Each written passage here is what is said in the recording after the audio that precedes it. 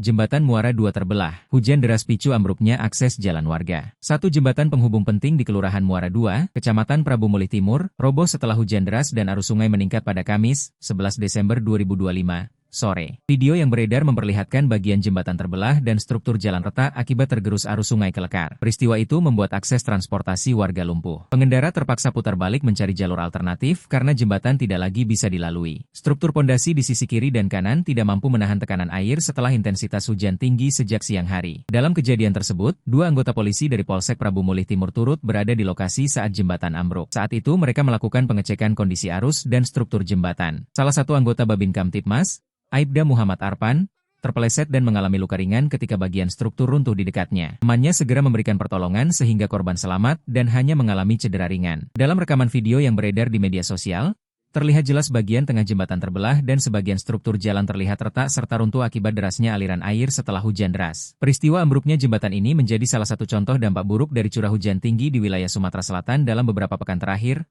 yang tidak hanya memicu banjir tapi juga mengancam kerusakan infrastruktur.